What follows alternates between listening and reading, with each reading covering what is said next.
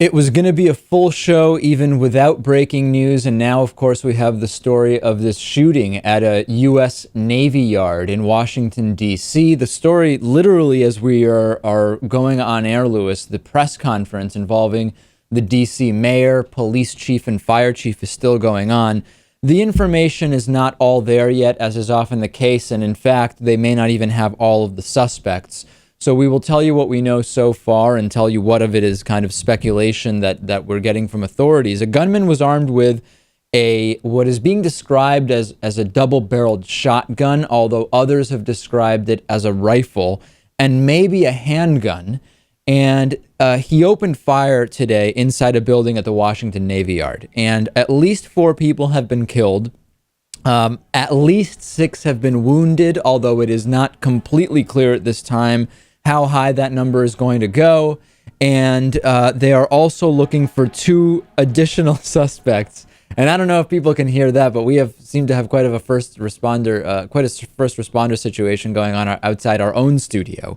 There has been this primary suspect who has been neutralized. I assume that means killed. But there are potentially 2 more suspects, Lewis. A white man in a military uniform and a black male around 50 years old, maybe in a military-style uniform.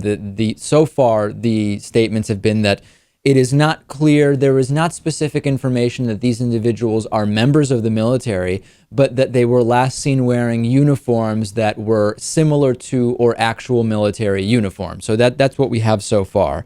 The initial suspect, black male, approximately 5'10" to 6 feet tall, 170 pounds, wearing a black shirt and a black hat.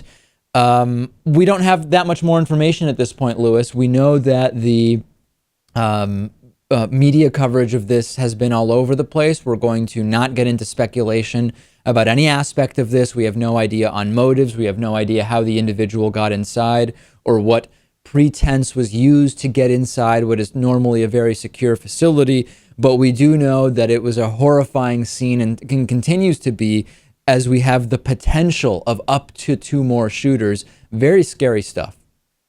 Yeah, it's another sad incident. You know what? It's funny. After all these tragedies we see, my first instinct is to just ignore all media for like a good week or 2 before I start actually looking into the details of what's happening in this incident. Yeah, and it's tough because we're a show that tapes we record our show early in the afternoon.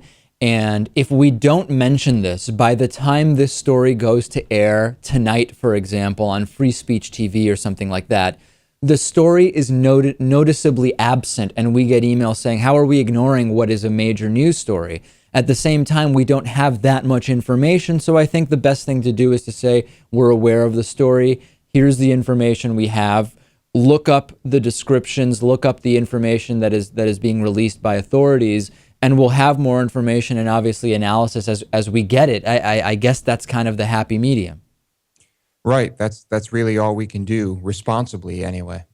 What we need to remember is when these shootings happen, be aware that you instantly, no matter what the firearms involved are, no matter how they were obtained, no matter whether it was a place where firearms were or were not allowed, do not allow yourself to fall into these circular, go-nowhere debates with the gun rights enthusiasts who immediately start making these blanket claims that every single gun owner is responsible and respectful up until the moment at which they use their gun improperly, that we absolutely cannot restrict the ownership of guns, blah, blah, blah. Not only are those conversations, broadly speaking, Lewis, rarely too useful, but in the wake of these types of incidents, you're not going to get anywhere. They are worthless conversations to have with the average no-holds-barred gun enthusiast. Right. I mean, guns are so prevalent and so much a part of our culture. I don't know if it even makes sense to talk about guns as part of the problem in any of these situations, really. In what sense?